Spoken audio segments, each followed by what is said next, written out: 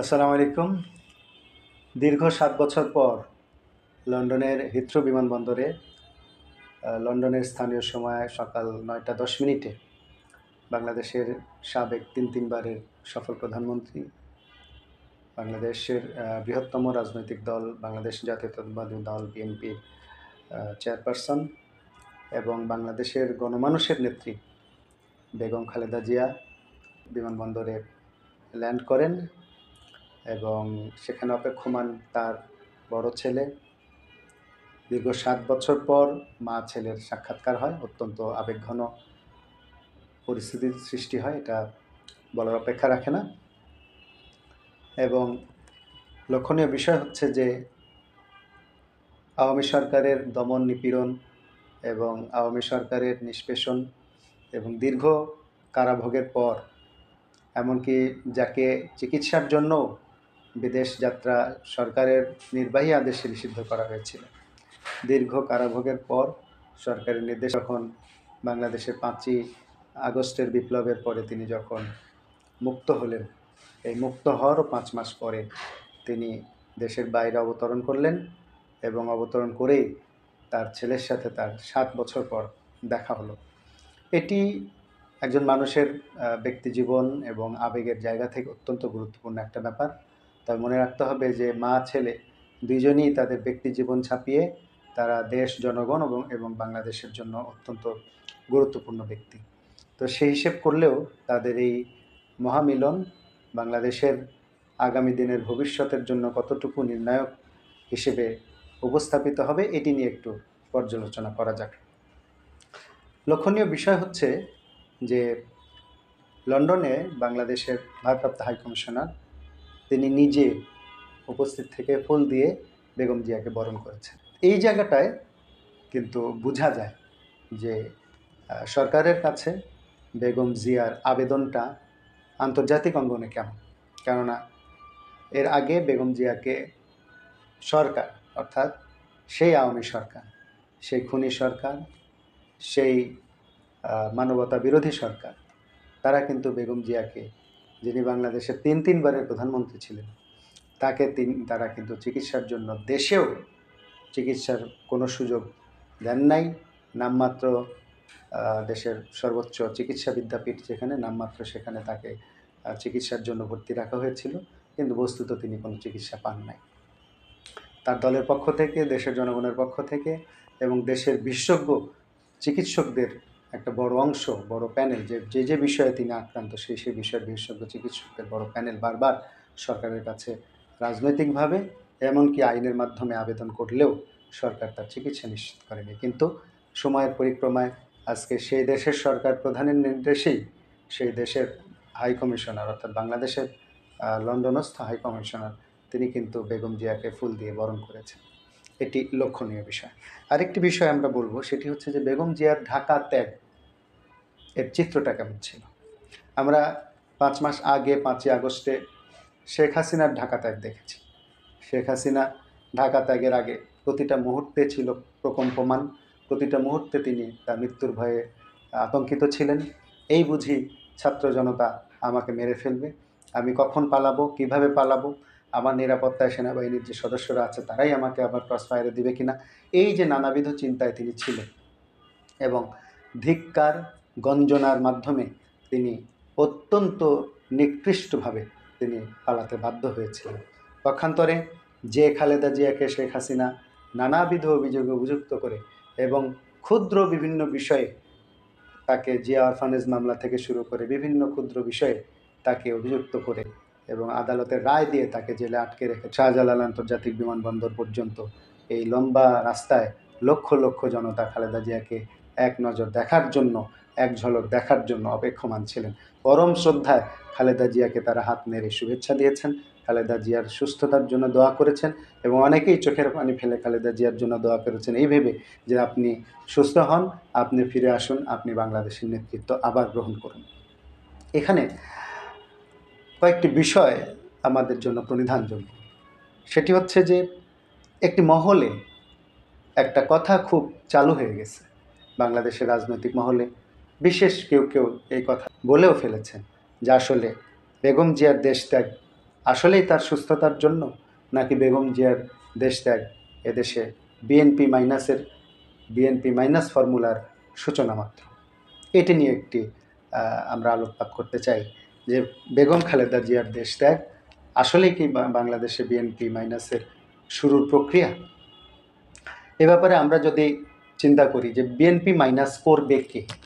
বাংলাদেশে বৃহৎ রাজনৈতিক শক্তি যারা বাংলাদেশে দীর্ঘদিন ধরে নেতৃত্ব দিয়েছেন, সেই নেতৃত্বের অবস্থায় থাকা শক্তিগুলোর একটি আওয়ামী লীগ, যারা একেবারেই নৈতিকভাবে বলেন অথবা রাজনৈতিকভাবে বলেন অথবা মাঠের অবস্থান বলেন, 5 তারিখের পরে আওয়ামী লীগ ভুলুণ্ঠিত হয়ে গেছে। বাংলাদেশে যদিও বিএনপির পক্ষ থেকে বলা হয়েছে তারা আওয়ামী লীগ মাইনাস চায় না, এটি একটি রাজনৈতিক বক্তব্য হতে পারে, তবে বস্তুত আওয়ামী লীগ বাংলাদেশের রাজনীতি থেকে মাইনাস হয়ে গেছে। আজকে বাংলাদেশের রাজনীতিতে আওয়ামী লীগ বলে কোনো শব্দ নেই। কোনো ব্যক্তি নিজেকে দাবি করছেন না তিনি আওয়ামী লীগ করেন, অথবা বিগত 5 মাসে আওয়ামী লীগের হয়ে কেউ মাঠে নেমেছে এমন আমরা দেখি নাই। এবং আগামী নির্বাচনে আওয়ামী লীগ অংশগ্রহণ করবে, আওয়ামী লীগের প্রস্তুতি আছে, এ ব্যাপারেও তাদের দল থেকে কোনো কিছু বলা হয় নাই। আর যদি সেটা হয়েও থাকে তাহলে এদেশের জনগণ আওয়ামী লীগকে যেভাবে প্রত্যাখ্যান করেছে, আওয়ামী লীগ প্রধান শেখ হাসিনা 850 বছর পরে, লক্ষণ সেনের পরে প্রথম কোনো এদেশের রাষ্ট্রপ্রধান সে পালিয়ে গেল, এই একটা গঞ্জনা নিয়ে, এই একটা অপমান নিয়ে সে যখন দেশ ত্যাগ করলো, এরপরে আসলে আওয়ামী লীগের রাজনীতির কোনো অবস্থান থাকে?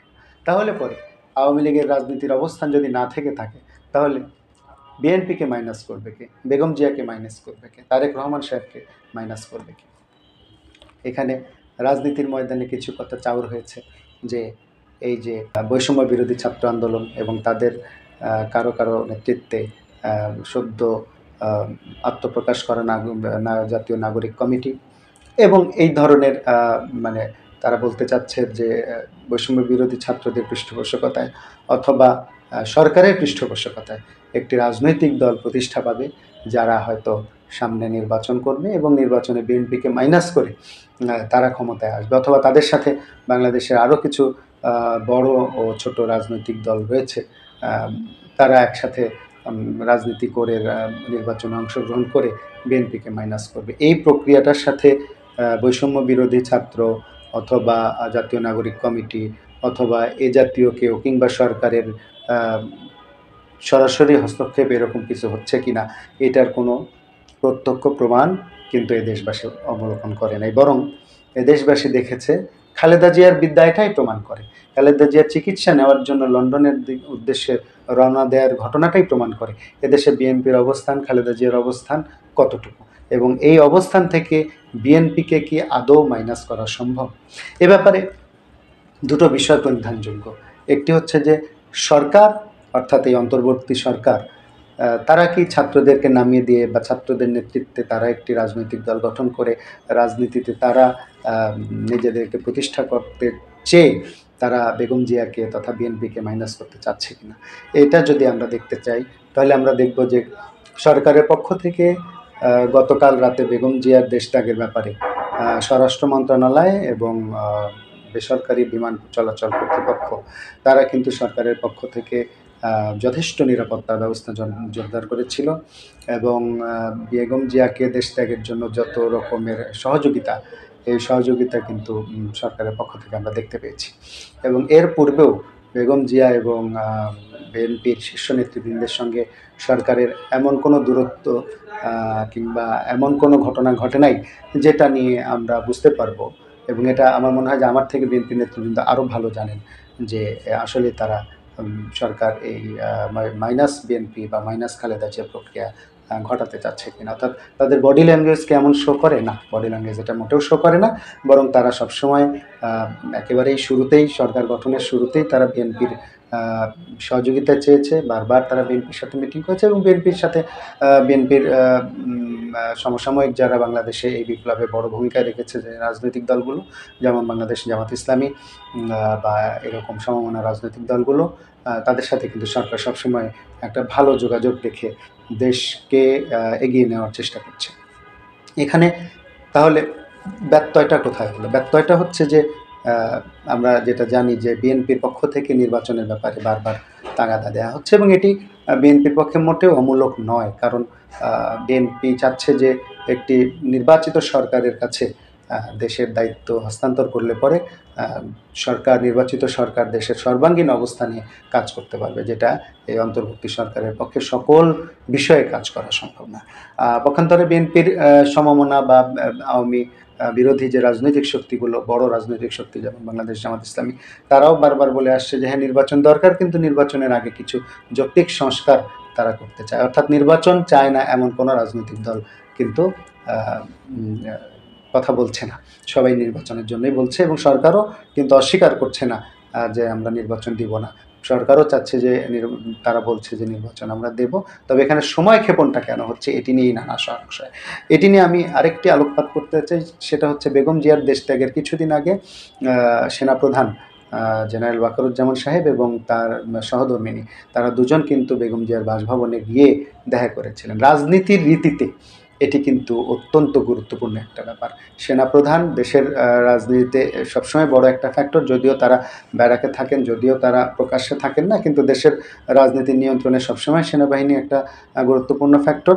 আর তারপরে যখন এখানে বলা হচ্ছে যে বর্তমান অন্তর্বর্তীকালীন সরকারকে সবসময় সেনাবাহিনী সহযোগিতা করে আসছে, আরও স্পষ্ট করে বললে অনেকেই মনে করেন যে এই সরকারের ব্যাকআপ হচ্ছে সেনাবাহিনী। তো সেটি যদি হয় তাহলে সেই সেনাপ্রধান নিজেই কিন্তু সস্ত্রীক বেগম জিয়ার সাথে গিয়ে দেখা করেছেন, দীর্ঘ সময় তার সাথে কাটিয়েছেন, তার চিকিৎসার খোঁজখবর নিয়েছেন এবং তার বিদেশ যাত্রার সকল বিষয়ে খোলামেলা কথা বলেছেন, কোথাও কোনো ব্যত্যয় রয়েছে কিনা এই খোঁজখবর নিয়েছেন। এর দ্বারা এটি বোঝা যায় যে বেগম জিয়ার প্রতি সেনাপ্রধান, সেনাবাহিনী এবং বর্তমান অন্তর্বর্তীকালীন সরকার সবাই অত্যন্ত আন্তরিক। সর্বোপরি আন্তরিক না হওয়ারও কোনো কারণ নেই, কারণ হচ্ছে বেগম জিয়া বাংলাদেশের জনগণের নেত্রী, বাংলাদেশের 18 কোটি মানুষের স্বপ্ন, বাংলাদেশের 18 কোটি মানুষের জন্য একমাত্র দেশপ্রেমিক ভরসার জায়গা হচ্ছে শেখ বেগম জিয়া, এটি আজকে প্রমাণিত সত্য। তো এই জন্য আমার কাছে মোটেও মনে হয় না যে বেগম জিয়ার এই দেশত্যাগ চিকিৎসার জন্য এটি মাইনাস বিএনপির প্রক্রিয়া শুরু, বরং এটি মনে হয় যে বেগম জিয়ার দেশত্যাগ, বেগম জিয়ার প্রতি দেশের মানুষের ভালোবাসা, আন্তরিকতা, এগুলি বহুগুণ বাড়িয়ে দেবে এবং দীর্ঘ সময় পর মা ছেলের একসাথে হওয়া, এটিও তাদের আবেগ, অনুভূতি এবং দেশের প্রতি ভালোবাসা, এমনকি দেশের প্রতি কর্তব্য সব কিছুই বাড়িয়ে দেবে, আমরা এই প্রত্যাশাই করছি। তবে আরেকটি ব্যাপার আমি তুলে ধরতে চাই যে বেগম জিয়ার দেশ ত্যাগের পূর্বে একটি বিরল ঘটনা ঘটেছে। সেটি হচ্ছে যে আমরা জানি যে তিনি লিভার সিরোসিস সহ আরও অনেক নানান জটিল রোগে আক্রান্ত, তবে এর মধ্যে লিভার সিরোসিস এটা একটা ফ্যাটাল ডিজিজ, অত্যন্ত ঝুঁকিপূর্ণ অবস্থায় বেগম জিয়া রয়েছেন আমরা জানি।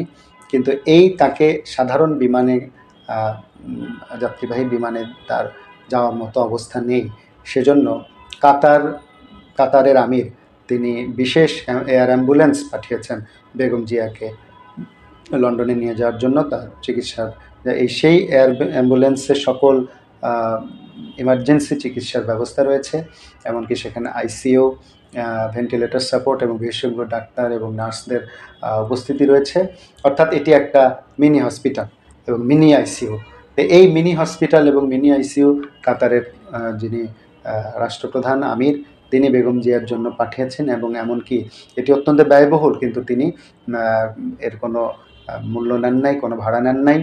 অর্থাৎ কাতারের সাথে বাংলাদেশ সরকারের, এমনকি বিএনপির যে ঘনিষ্ঠ সম্পর্ক, এবং আগামীতে বিএনপি এদেশে আবারও পূর্বের ন্যায় সরকার গঠন করবে, বেগম মাধ্যমে তিনি বেগম জিয়ার প্রতি তার ও তার দেশের সম্মান, ভালোবাসা নিদর্শন কিন্তু প্রকাশ করেছেন। তো সব মিলিয়ে দেশ এবং আন্তর্জাতিক অঙ্গনে বেগম জিয়ার উপস্থিতি এবং আন্তর্জাতিক অঙ্গনে গ্রহণযোগ্যতা, দেশের মানুষের অগাধ ভালোবাসা, সব কিছু মিলিয়েই যদি কোনো ষড়যন্ত্র হয়েও থাকে, সেই ষড়যন্ত্র যে ধোপে টিকবে না এ কথা নিশ্চিত।